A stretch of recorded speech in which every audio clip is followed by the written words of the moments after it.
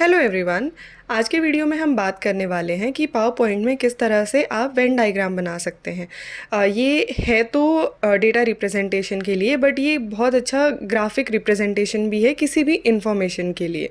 तो इसे बनाने के लिए आप इंसर्ट में जाएं और वहाँ पे जो स्मार्ट आर्ट है उस पर क्लिक करें।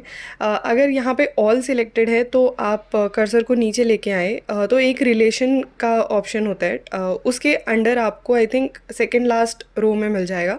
उस पर जब आप क्लिक करेंगे तो बेसिक वेन लिखा होगा, उसे आप सिलेक्ट कर सकते हैं, या फिर आप रिलेशनशिप में डायरेक्टली जाके भी उसे सिलेक्ट कर सकते हैं। ओके क्लिक करने पे एक बेसिक 3 सर्कल का वेन डायग्राम आपको यहाँ पे मिलेगा। ठीक है, और यहाँ पे टेक्स्ट लिखा होगा। अगर आप ऐड करना चाहते हैं शेप तो आप राइट क्लिक करके शेप ऐड कर सकते हैं, या फिर साइड में जो टेक्स्ट है वहाँ पे एंटर करके आप आई थिंक 7 शेप्स ऐड कर सकते हैं। तो 7 सर्कल के बाद और सर्कल्स नहीं आते तो आप डिलीट करके या बैक स्पेस से उन्हें रिमूव भी कर सकते हैं। तो एक सर्कल से लेके 7 सर्कल्स तक ये बन सकता है। ठीक है, पर एक सर्कल का तो कोई सेंस नहीं है, तो 2 is the basic Venn diagram. अब जब ये सिलेक्टेड होता है तो ऊपर स्मार्ट आर्ट डिज़ाइन का ऑप्शन अनेबल हो जाता है, और फिर आप उसमें चेंज कलर्स में जाके किसी भी तरह से कलर चेंज कर सकते हैं। उसके साथ उसी के बगल में आपको अलग अलग सर्कल का रिप्रेजेंटेशन भी दिखेगा। जैसे थोड़ा 3D भी दिख सकता है, थोड़ा शाइनी, थोड़ा टिल्टेड, जैसा भी है उसमें से आप सिलेक्ट कर लें जो भी फॉर्मेट आपको पसंद हो। तो आप कलर्स एंड जो स्टाइल है वो यहाँ से सिलेक्ट कर सकते हैं। तो अब आते हैं टेक्स्ट पे। तो जो टेक्स्ट लिखा है आप उस पर क्लिक करेंगे तो एडिटिंग का ऑप्शन आ जाएगा, और आपका जो भी टेक्स्ट है वो यहाँ पे आप लिख सकते हैं। पर होता ये है कि किसी एक सर्कल में अगर टेक्स्ट की लेंथ ज़्यादा हो गई है तो बाय डिफ़ॉल्ट बाकी इसका भी साइज़ चेंज हो जाता है। तो अगर आपको वैसा नहीं चाहिए तो आप क्या कर सकते हैं कि इंसर्ट में जाके एक टेक्स्ट बॉक्स अलग से बना सकते हैं, और उसमें आप टाइप कर सकते हैं जो भी आपका टेक्स्ट है। साइज़ वगैरह फिर आप अपने हिसाब से चेंज कर सकते हैं। तो इससे ये होगा कि अलग अलग सर्कल में आप अलग अलग साइज़ भी रख सकते हैं, वो एक ऑप्शन है। जैसे यहाँ पे जो टेक्स्ट है इसमें टाइप ना करके मैं इसके जस्ट ऊपर एक टेक्स्ट प्लेस कर रही हूँ। हालांकि वो दिख नहीं रहा है, लेकिन जब आप स्लाइड शो करेंगे तो उस टाइम पे जो आपने टाइप नहीं किया था वो नहीं आएगा, और जो ऊपर से लिखा हुआ है वो यहाँ पे आ जाएगा। बट अगर इस पॉइंट पे आप शेप ऐड करेंगे तो बाकी सब जो टेक्स्ट था जो आपने टाइप किया था वो तो सही चला जाएगा, लेकिन जो ऊपर से टेक्स्ट प्लेस किया था वो चेंज नहीं होगा। इसीलिए पहले आप अपना जो शेप है उसको पहले ही डिफ़ाइन कर लीजिए, कलर्स वगैरह सब कर लीजिए, एंड में टेक्स्ट लिखिए ताकि इस तरह का मिस अलाइनमेंट बाद में ना हो। ठीक है, तो ये बन गया हमारा 4 सर्कल का वेन डायग्राम। आप थोड़ा बहुत स्पेस एडजस्ट करने के लिए सर्कल्स को इस तरह से भी मूव कर सकते हैं, बट यहाँ पे ये डेमोन्स्ट्रेशन है तो उसकी ज़रूरत नहीं है, बट ये ऑप्शन है हमारे पास। तो एक बार वापस से देखते हैं। इंसर्ट में जाएं, स्मार्ट आर्ट में जाएं, रिलेशनशिप वाला जो ऑप्शन होता है उसमें सेकेंड लास्ट रो में आपको वेन डायग्राम मिल जाएगा। आप उस पर क्लिक करें और ये यहाँ पे आ जाएगा।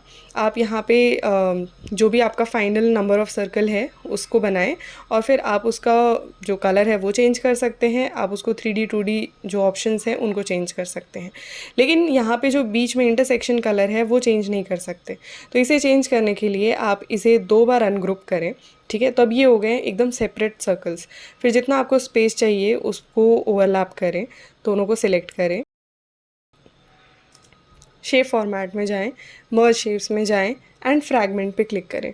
तो उससे क्या होगा कि ये जो 2 शेप्स थी ये जहाँ पे भी इंटरसेक्ट हो रही थी वहाँ पे ये फ्रैगमेंट बन गए। तो अब जो हम वहाँ पे नहीं कर पा रहे थे, जो कि था 3 जो शेप्स थे उनको अलग अलग कलर करना, वो अब यहाँ पे पॉसिबल है। ठीक है, लेकिन अब ये स्मार्ट आर्ट नहीं है, ये एक नॉर्मल ग्राफिक है जिसमें 3 शेप हैं। यहाँ पे अब आप वो वाले कलर्स एंड 3D ओरिएंटेशंस नहीं ला सकते हैं। ठीक है, तो अब इसको जैसे यूज़ करना है तो आप कलर चेंज करने के बाद इसे ग्रुप कर दें, और जहाँ पे भी आपको स्लाइड में रखना है आप इसे रख दें। ठीक है, तो अब जैसे मैंने कहा ये इन्फोग्राफिक है, तो एक एग्जांपल देख लेते हैं। जैसे मान लीजिए मेरे पास 3 चीज़ें हैं और उन तीनों चीज़ों को मुझे डिफ़ाइन करना है। तो मैंने उन तीनों चीज़ों को यहाँ पे लिख दिया, जो एक हेडिंग है वो यहाँ पे लिख दी, और अब स्पेस काफ़ी है मेरे पास लेफ़्ट राइट एंड बॉटम पे। तो फिर अब मैं यहाँ पे एरोज़ लगा सकती हूँ।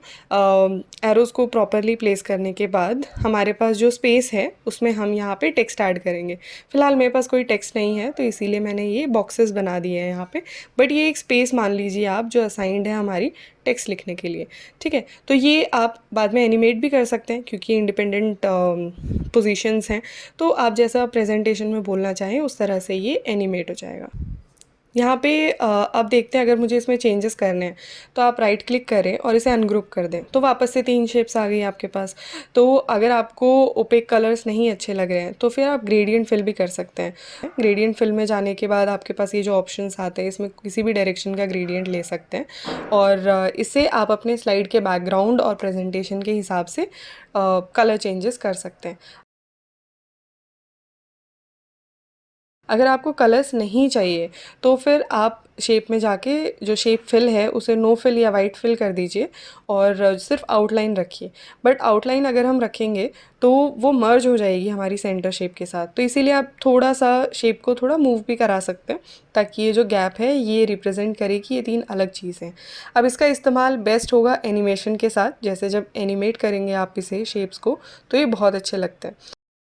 तो ये हो गए हमारे 3 तरह के डेमोन्स्ट्रेशन, बट आप ऑब्वियसली इसे किसी भी तरह से कस्टमाइज़ कर सकते हैं। हमने बनाया 4 सर्कल्स का वेन डायग्राम और उस वेन डायग्राम को फ्रैगमेंट करके हमने बनाई है 3 शेप्स, और उन 3 शेप्स को आप फिल या फिर ग्रेडियंट या फिर आउटलाइन किसी भी तरह से कस्टमाइज़ कर सकते हैं। और ये एक इन्फोग्राफिक है तो आप अपने टेक्स्ट के हिसाब से इसे चेंज भी कर सकते हैं। ठीक है, तो इस वीडियो में हमारी तरफ से इतना ही। मिलते हैं आपसे नेक्स्ट वीडियो में, तब तक के लिए all the best and keep exploring PowerPoint presentation. Bye bye.